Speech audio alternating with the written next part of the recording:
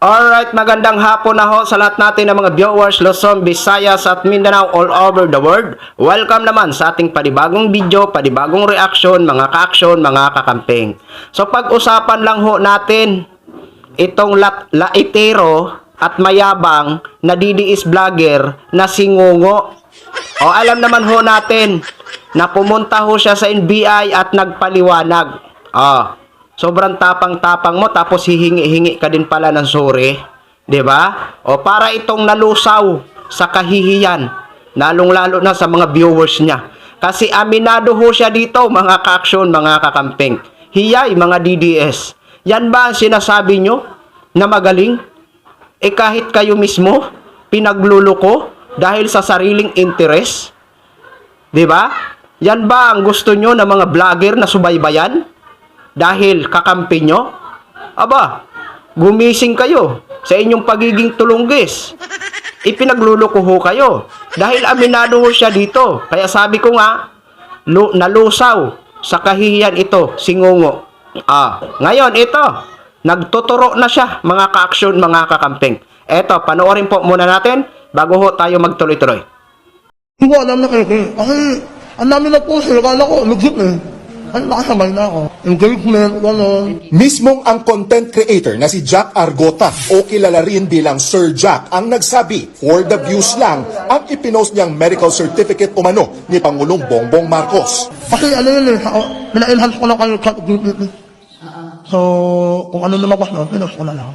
Patawa-tawa pa ang social media personality nang dumating kanina sa tanggapan ng NBI Cybercrime Division. Ano lang? Pinasabina ng NBI si Argota dahil sa pagpapakalat ng peking medical records ni PBBM. Ayon kay NBI Director Lito Magno, layo nito na mabigyan ng pagkakataon na magpaliwanag ang content creator. Ang awa naman ng Diyos, nauunawaan ako. Kaya na, ano muna, 100% sigurado ka. Kaya na, gamit na muna ng una ko. Minado raw si Argota na hindi beripikado ang pinakalat niyang medical record ng Pangulo. Kahit kabado, handa raw harapin ni Argota ang NBI dahil wala naman daw siyang masamang intensyon. Umamin ang social media personality sa kanyang pagkakamali pero wala daw siyang pinagsisisihan. Kung nakapanaw sila sa akin, alam naman nila na napapatawa lang ako. Nauna nang sinampahan ng cyber libel complaint ng NBI ang ilang personalidad gaya nina Eric Celis at Jay Sonza na itinuro ni Argota na pasimuno raw ng lahat. O, di ba? Ang kapal ng mukha, dinamay pa ang Diyos. Sabi niya, salamat naman sa Diyos at naunawaan niya ako. Sos Maria Josep, hindi ka na nahiya sa pagdamay niyo sa Panginoon. Di ba?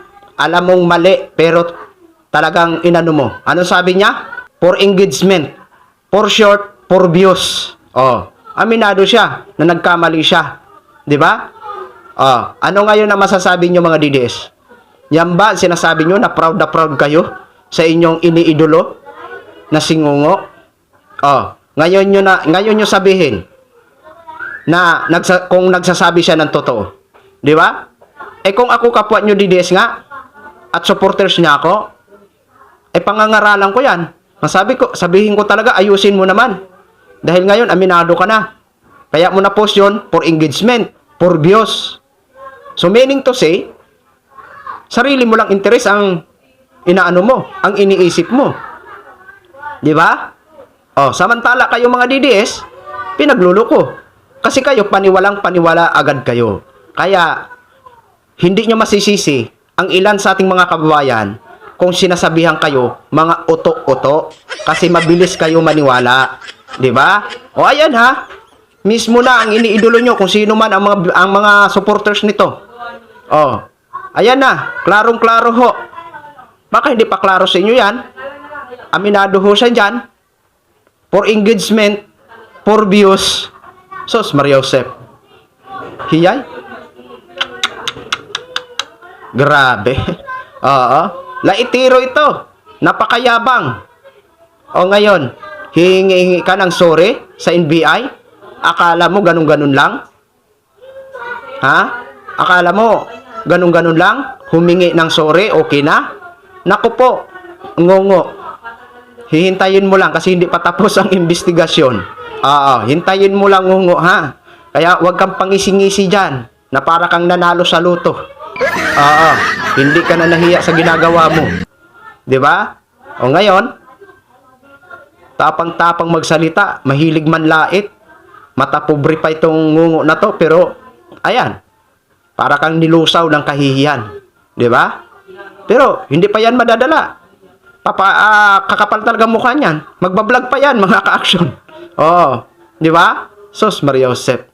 Hiyay, nakakahiya. Kung ako siguro ganyan ho, na pinatawag ako sa NBI dahil sa pagpupost ko ng maling information, wala na siguro akong mukha na iharap sa aking mga supporters. Wala na siguro akong mukha na iharap sa aking buong pamilya dahil kahihiyan po yan. No? So yun lang ho, mga ka-action, no, share ko lang ho sa inyo yan. Maraming salamat po sa ating mga viewers, Luzon, Visayas at Mindanao all over the world. Ako po ang inyong lingkod, si The Action Man. Have a good day, everyone!